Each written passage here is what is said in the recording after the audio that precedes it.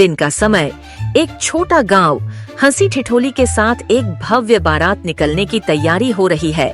महिलाएं नाच रही हैं, बच्चे पटाखे छोड़ रहे हैं। अरे मनु बेटा, आज तो तू घोड़ी पे चढ़कर सीधे राजा बनेगा राजा। चाचा जी, राजा तो ठीक है, बस कहीं घोड़ी ने पटक ना दिया रास्ते में। अरे मनु, अगर गिरा ना तो मैं खुद वीडियो बनाकर वायरल कर दूंगा जब वह घोड़ी से धड़ाम। घोड़ी के ऊपर बैठा मन्नू बैंड बाजा के साथ बारात रवाना होती है। रास्ते में एक बूढ़ा पंडित सामने आ जाता है, लाठी टेकते हुए। ठहरो, इस रास्ते से मत जाओ बेटा, यह रास्ता शापित है। कैसा शाप बाबा? जो भी इस रास्ते से गया उसकी बारात सो गई, सोती ही रह गई, न उठी न लौटी। बारात में खामोशी छा जाती है, बैंड वाले तक चुप।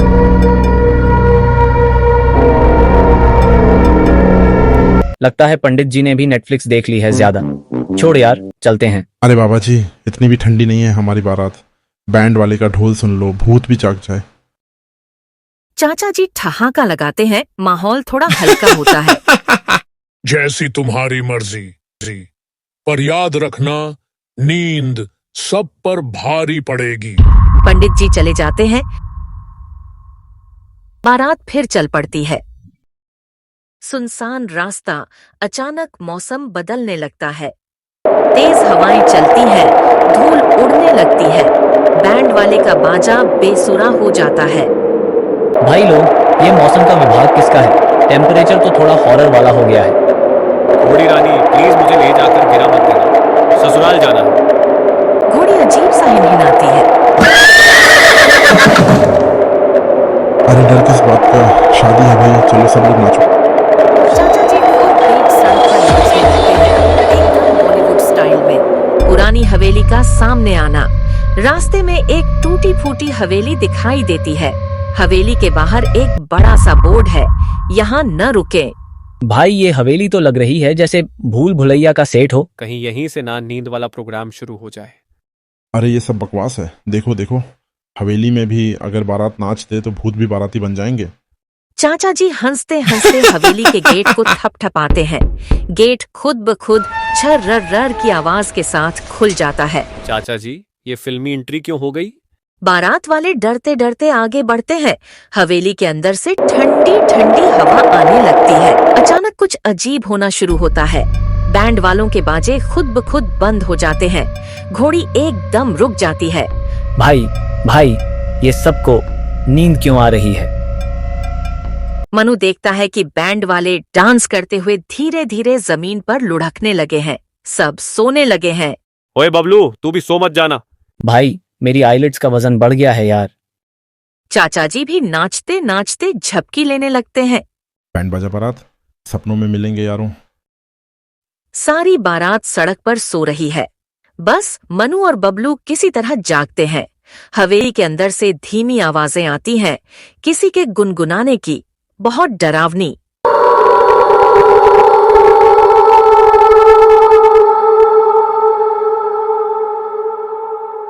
भाई अब क्या करें? ये तो वही हो रहा है जो पंडित ने कहा था। भाई शादी कैंसिल कर दें क्या? मनु बबलू को घूरता है। अबे पागल है, इतनी दूर बारात लेकर आए हैं, अब भूत से भी शादी करनी पड़ी तो करूंगा। पुराना फर्श, दीवारों पर उखड़ी हुई पेंटिंग्स, छत से लटकते जाले, हल्की हल्की हरियाली वाली धुंध हवेली में फैली है। अजीब सी फुसफुसाहट की आवाजें। तभी अचानक एक दरवाजा चर्र की आवाज से अपने आप खुलता है। मनु और बबलू उछल पड़ते हैं। अंदर एक बड़ा सा हॉल है। धुंध में एक परछाई दिखती है। लंबा कद, सफेद लिबास में कोई महिला। उसके बाल खुले हुए हैं, चेहरा नहीं दिख रहा। वह धीरे धीरे गुनगुना रही है। भाई, ये कौन है? भूतनी जी, शायद स्वागत के मूड में है। मनु धीरे धीरे आगे बढ़ता है। कदमों की आवाज गूंजती है। महिला अचानक रुकती है और उनकी तरफ पलटती है, लेकिन चेहरा अब भी धुंध में छुपा है। अगर शादी चाहिए तो नींद का दाम चुकाना पड़ेगा। 3 काम पूरे करने होंगे, वरना तुम्हारी पूरी बारात हमेशा के लिए सोती रहेगी। भाई, मैंने सुना था शादी में गिफ्ट मिलते हैं, टास्क नहीं। कौन से काम भूतनी बहन? महिला की आवाज एकदम गूंजने लगती है, पूरा हॉल हिलने लगता है। पहला काम, हवेली के तहखाने से मेरा लाल दुपट्टा लाओ। दूसरा काम, मेरी टूटी हुई चूड़ियां मंदिर में चढ़ाओ। तीसरा काम, मेरी अधूरी शादी पूरी करो। मनु और बबलू एक दूसरे को देखते हैं जैसे दोनों का बीपी डाउन हो गया हो। मनु और बबलू को मजबूरी में तहखाने की तरफ बढ़ना पड़ता है। तहखाने का दरवाजा जर्जर है और उस पर जंग लगे ताले लटक रहे हैं। अचानक दरवाजा खुद ही छर्र की आवाज से खुल जाता है। भाई, बिना हाथ लगाए दरवाजा खुला है। यहाँ तो वीआईपी ट्रीटमेंट मिल रहा है। दोनों नीचे सीढ़ियों से उतरते हैं। हर कदम पर चरमराहट की आवाज। तहखाना अंधेरा है, बस एक छोटी सी दीवार पर टिमटिमाती मोमबत्ती। दीवारों पर अजीब से निशान। सन्नाटा ऐसा कि अपनी सांस भी सुनाई दे। बबलू, अगर वापस जिंदा लौटे तो शादी में मिठाई डबल खाएंगे। और अगर नहीं लौटे तो सीधे ऊपर वाली पार्टी में मिलेंगे। हंसी और डर का मिलाजुला माहौल। तभी एक परछाई सी पीछे से गुजरती है। भाई, पीछे मत देखना, बस काम पूरा करना है। तहखाने के एक कोने में लाल रंग का धूल भरा दुपट्टा पड़ा है। उसके पास एक टूटा हुआ आईना। आईने में कोई अजीब सा चेहरा झलकता है। मनु कांपते हाथों से दुपट्टा उठाता है। अचानक भयंकर झटके लगते हैं। हवा गरजने लगती है। भाग भाई भाग! ये दुपट्टा कोई डिजाइनर नहीं है, शुद्ध भूतिया है। दोनों दुपट्टा लेकर तहखाने से बाहर दौड़ते हैं। पीठ पीछे किसी के तेज तेज कदमों की आवाजें आती हैं, जैसे कोई उनका पीछा कर रहा हो। दोनों हांफते हुए हॉल में पहुंचते हैं। महिला अब एक ऊंचे तख्त पर बैठी है। चारों तरफ सफेद पर्दे उड़ रहे हैं। उसके हाथ हवा में फैले हुए हैं। ये लीजिए आपका दुपट्टा। अभी 2 काम बाकी हैं। 2। हवेली में फिर से अजीब सी गूंजती हुई हंसी गूंजती है। मनु और बबलू के चेहरों का रंग उड़ जाता है। मनु और बबलू हवेली से बाहर आते हैं, हाथ में एक थाली जिसमें टूटी फूटी चूड़ियां भरी हैं। बारात अभी भी गहरी नींद में सो रही है। हवाओं में अजीब सा सन्नाटा। भाई, अगर अगला काम भी इसी तरह हुआ तो मुझे फेरे लेते लेते नींद नहीं आएगी, मौत आएगी। चलना, थोड़ा और सह लेना, फिर तो दुल्हन के साथ हनीमून भी मिलेगा। भले भूतिया ही सही। भाई, तू तो डेडिकेशन का ब्रांड एम्बेसडर निकला। दोनों डरते डरते मंदिर की ओर बढ़ते हैं। हवेली के सामने से एक संकरी पगडंडी निकलती है जो मंदिर तक जाती है। पगडंडी पर सिर्फ झाड़ियां, रात की चमचमाती रोशनी और अजीब सी बुदबुदाहट की आवाजें। चलते चलते रास्ते में अचानक एक बूढ़ी औरत दिखी है। वह हाथ हिलाते हुए रोकी हुई आवाज में पुकारती है। कहाँ जा रहे हो बेटा? इस रास्ते पर सिर्फ भटकाव है। मंदिर। चूड़ियां चढ़ाने जा रहे हैं दादी। बबलू मनु का हाथ खींचता है और फुसफुसाता है। भाई, ये नेटफ्लिक्स की ट्रेलर रिलीज चल रही है क्या? हर मोड पर हॉरर एडवाइस मिल रही है। मनु जबरन हिम्मत करता है और बूढ़ी औरत को इग्नोर करके आगे बढ़ता है।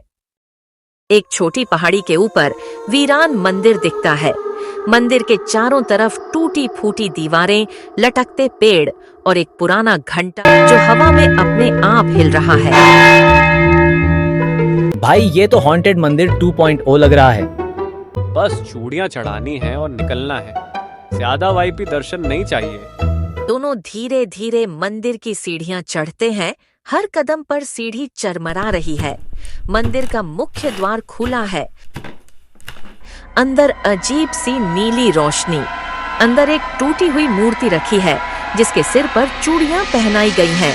बगल में एक बहुत पुरानी तख्ती पड़ी है जिस पर लिखा है, जो भी अधूरी शादी वाली चूड़ियां चढ़ाएगा उसे सच्चाई का सामना करना होगा।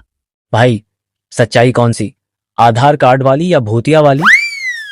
जो भी हो, अब पीछे नहीं हट सकते। मनु चूड़ियों की थाली उठाता है और कांपते हाथों से मूर्ति पर रखता है। जैसे ही चूड़ियां मूर्ति को स्पर्श करती हैं, मंदिर की जमीन हिलने लगती है। तेज तूफान उठता है। चारों तरफ धूल का बवंडर उठता है।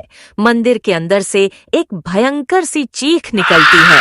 बबलू और मनु के बाल उड़ने लगते हैं। उनकी आवाजें दबने लगती हैं। भाई, ये तो फुल हॉरर मूवी का क्लाइमैक्स है। तभी मंदिर के एक कोने से एक नीली रोशनी निकलती है और हवा में एक औरत का चेहरा बनता है। वही हवेली वाली महिला, पर इस बार उसका चेहरा खौफनाक हो चुका है। उसकी आंखों से नीली आग निकल रही है। तुमने दूसरा काम भी पूरा कर लिया, अब तीसरा और आखिरी काम, मेरी अधूरी शादी पूरी करो। मंदिर का घंटा खुद ब खुद बजने लगता है। माहौल डरावना हो जाता है। अगर शादी नहीं हुई तो इस बारात का हर सदस्य सपनों से भी गायब हो जाएगा। मनु और बबलू के चेहरे से जैसे सारी जान निकल जाती है। दोनों एक दूसरे को देखते हैं। अब या तो शादी या हमेशा के लिए सपनों की नींद। भाई, आज तेरी शादी हिस्ट्री में जाएगी। लड़की इंसान नहीं, भूतनी होगी। बस दूल्हा मैं ही रहूं, घोड़ा ना बन जाऊं कहीं। दोनों डर के मारे मंदिर से नीचे दौड़ते हैं, हवेली की ओर वापस, जहां आखिरी और सबसे बड़ा डर इंतजार कर रहा है। मनु और बबलू ने दूसरा टास्क भी पूरा कर दिया। टूटी चूड़ियां मंदिर में चढ़ा दी। अब आखिरी काम है भूतनी की अधूरी शादी पूरी करना, वरना पूरी बारात सदी भर के लिए गायब हो जाएगी। मनु और बबलू हांफते कांपते हवेली के दरवाजे पर पहुंचते हैं। हवेली की हालत और भी डरावनी हो चुकी है। दीवारें दरक रही हैं, हवाओं में अजीब सी कराहटें गूंज रही हैं। बारात वाले अभी भी गहरी नींद में सो रहे हैं।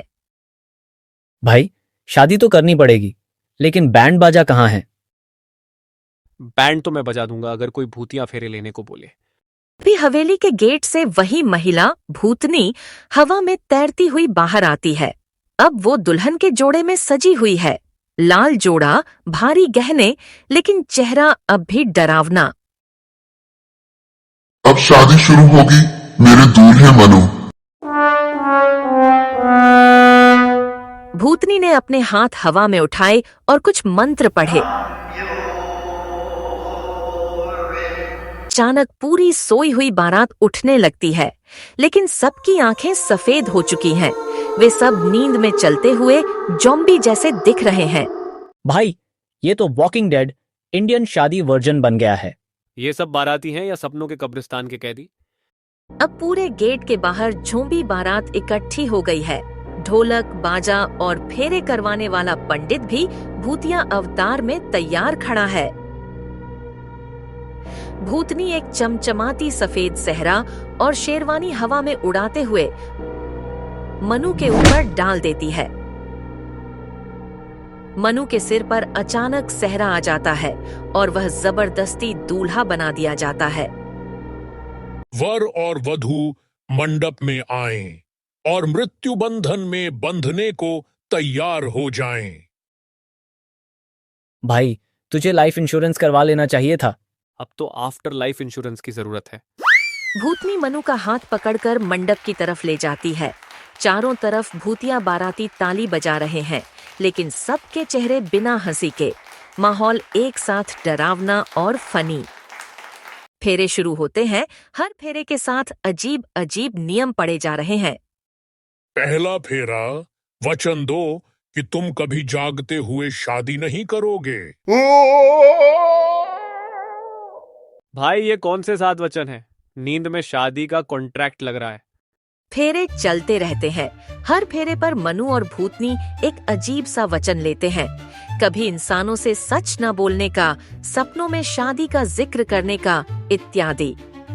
जैसे ही 7वां फेरा खत्म होता है, अचानक से हवेली जोर से हिलती है। तेज रोशनी फैलती है। भूतनी अचानक बदलने लगती है। अब वो डरावनी नहीं, बल्कि एक सुंदर दुखी युवती बन जाती है। अब मेरा श्राप पूरा हुआ, अब मैं आजाद हूँ। मनु और बबलू अवाक खड़े हैं। हवेली का माहौल सामान्य होने लगता है। बाराती भी एक एक करके होश में आने लगते हैं। भूतनी की आत्मा अब आराम से मुस्कुराते हुए बोलती है। सालों पहले मेरी शादी की रात मेरा दूल्हा भाग गया था।